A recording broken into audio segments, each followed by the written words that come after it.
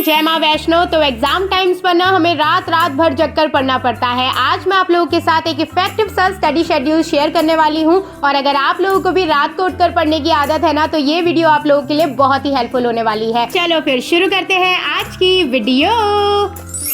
अब मैं अगर आप लोगों को अपनी बताऊं ना तो नाइट स्टडी रूटीन मेरे लिए उतना इफेक्टिव नहीं रहा है, लेकिन मेरी क्लास में बहुत से ऐसे टॉपर्स थे जो रात को ही पढ़ा करते थे और ये वाला शेड्यूल उनके लिए बहुत ही अच्छा काम करता था। तो ये कम्प्लीटली आप पर डिपेंड करता है कि आप ज्यादा एनर्जेटिक दिन के टाइम रहते हैं या रात के टाइम में। अब जैसे कि आज हमें पूरी रात पढ़ना है तो आप लोग कोशिश करिए कि शाम को ही अपने सारे काम निपटा लीजिए। पूजा पाठ करके कपड़े बदलकर मैं सीधा डिनर करने के लिए बैठ गई थी।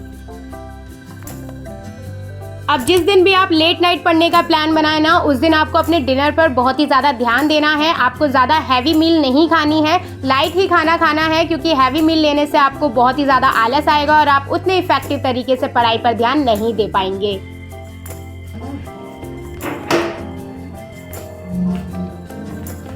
और खाना खाने के तुरंत बाद ना आपको पढ़ने के लिए बिल्कुल भी नहीं बैठना है। थोड़ी देर आप वॉक कर सकते हैं ताकि आपका खाना जो है वो अच्छे से डाइजेस्ट हो जाए और आप थोड़े से लाइट हो जाए। इसके बाद आप आराम से पढ़ने के लिए बैठ जाइए।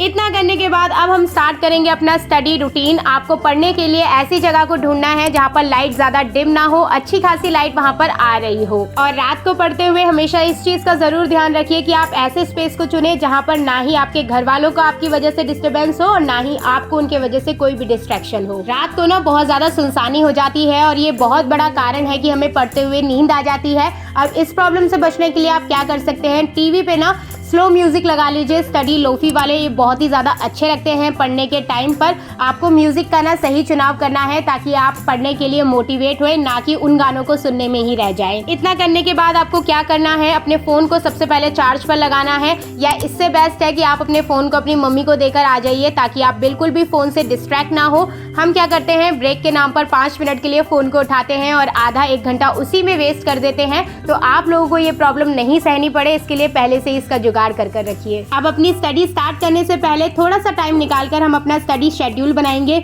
इसमें हम वो टॉपिक लिखेंगे जो हमें आज रात को कंप्लीट करने हैं और उसके आगे आपको टाइमिंग लिखना है कि आपको कितने घंटे में से कंप्लीट करना है। कोशिश करिए कि रात के टाइम पर आप अपना होमवर्क या फिर रिटर्न वर्क जो होता है ना, राइटिंग वाला, वो काम ना ही करें, क्योंकि इससे आपका टाइम भी वेस्ट होगा और आपका रात का जगना भी वेस्ट हो जाएगा। रात को पढ़ाई करते वक्त हमें कुछ चीज़ों का ध्यान देना ज़रूरी है ताकि हम ठीक तरीके से पढ़ाई पर ध्यान दे सके और जो भी चीज़ें हम रात को पढ़े ना वो हमें ठीक से मेमोराइज रहें। सबसे पहले तो आप पढ़ते समय बेड को अवॉइड करिए। आप स्टडी टेबल पर पढ़िए या फिर सोफे में पढ़िए, क्योंकि अगर आप बेड में पढ़ेंगे ना थोड़ी देर बाद आपको आलस आएगा और आप कब लेटते लेटते सो जाएंगे आपको मालूम ही नहीं पड़ेगा। आपकी पढ़ाई करने के शुरुआती टाइम में आपको ऐसे सब्जेक्ट उठाने हैं जो आपको बहुत ही ज़्यादा बोरिंग लगते हैं, लेकिन वो बहुत ज़्यादा इंपॉर्टेंट है, क्योंकि इस टाइम पर आपका एनर्जी लेवल बहुत ही ज़्यादा हाई होता है। तो आप इन सब्जेक्टों को अच्छे से टैकल कर पाएंगे। पढ़ते हुए अपने हाइड्रेशन का पूरा ध्यान रखिए। अपने आसपास एक पानी की बोतल भरकर रखिए। रात को चाय कॉफ़ी पीने की जगह बार बार पानी पीजिए, यह आपको हाइड्रेट भी रखेगा और साथ ही आपको पढ़ने की एनर्जी भी देता रहेगा।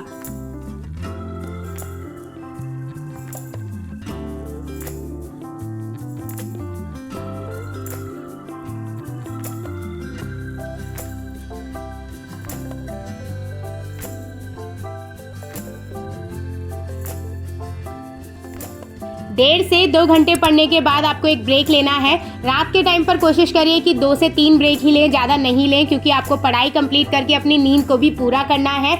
इस वाले ब्रेक में ना आप हल्की सी वॉक कर सकते हैं, या मैं तो कहूँगी 5 से 10 मिनट आप कोई भी फिजिकल एक्टिविटी कर लीजिए। इससे ना आपकी बॉडी में ना हीट जमा हो जाएगी, आपकी मसल्स काम करने लग जाएंगी, जिस वजह से आपकी नींद छूमंतर हो जाएगी। आप इस तरीके से अपनी बॉडी को मूव कर लीजिए, पुशअप कर लीजिए, स्क्वाट्स कर लीजिए, रनिंग कर लीजिए, या कुछ भी ऐसी एक्टिविटी जिससे आपकी थोड़ी सी बॉडी में मूवमेंट हो जाए और आपके अंदर जितना भी लेजीनेस है ना वो रिमूव हो जाए।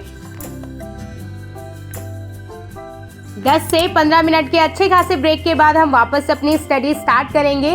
चीज़ों को ज़्यादा टाइम तक याद रखने के लिए ना बेस्ट तरीका है कि आप इस तरीके से पढ़िए जैसे कि आप किसी और को पढ़ा रहे हैं। मैं तो शीशे के आगे खड़े होकर इस तरीके से खुद को समझाने लग जाती हूँ। ये पढ़ाई को इंटरेस्टिंग भी बनाता है और चीज़ों को ज़्यादा देर तक याद रखने में हेल्प भी करता है।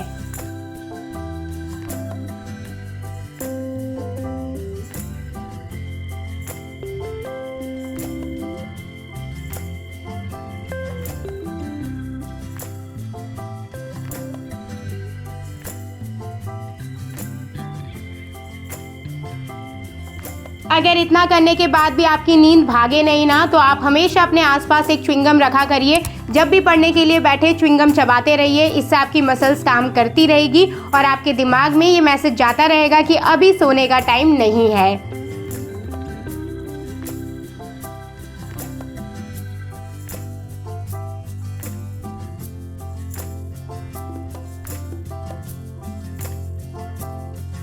पढ़ते वक्त हमेशा अपने आसपास एक कॉपी और पेन ज़रूर रखिए। उस चैप्टर में आपको जो भी इम्पोर्टेंट चीज़ समझ आती है या कोई भी ऐसी चीज़ जिसे आप लिख सकते हैं, उसे लिखते लिखते पढ़िए। इससे 2 फायदे होंगे।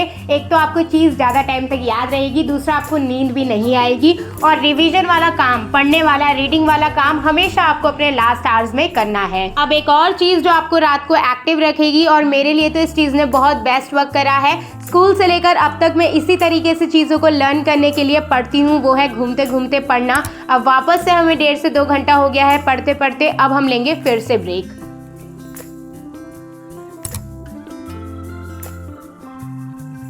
डिनर बहुत जल्दी कर लिया था और पढ़ते पढ़ते इतनी देर भूख भी लग जाती है, और हम क्या करते हैं, किचन में जाके सीधा 2 मिनट वाली मैगी बनाते हैं या फिर नमकीन बिस्किट लेकर बैठ जाते हैं। लेकिन वो हमारी हेल्थ के लिए अच्छा नहीं है। पढ़ने के साथ साथ हमें अपनी हेल्थ का भी ध्यान देना है।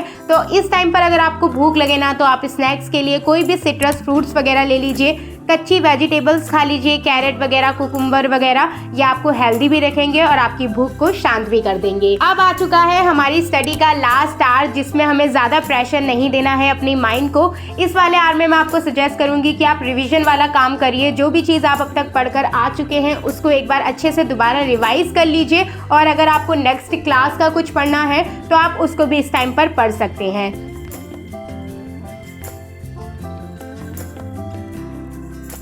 अब रात भर तो हमने पढ़ा है, तो सुबह हम अपनी नींद को पूरा करेंगे। और सुबह हमें स्कूल भी जाना होता है या एग्जाम देने भी जाना होता है। तो उस टाइम को बचाने के लिए आप अपने मॉर्निंग रूटीन को थोड़ा सा छोटा कर लीजिए, और जो काम आप रात को निपटा सकते हैं उन्हें रात को ही निपटा लीजिए। जैसे कि आप अपना बैग पैक कर सकते हैं रात को। आप लोग मुझसे पूछ रहे थे ना कि दीदी एग्जाम टाइम पर अपने बैग में क्या क्या लेकर जाएं, तो मैं आपको बताती हूँ। सबसे पहले तो आपको अपनी बुक रखनी है जिसका आपका एग्जाम है। अपने नोट्स रख लीजिए। आपको स्कूल से अगर रोल नंबर मिला है या आपके बोर्ड एग्जाम है, तो अपना रोल नंबर रखना है।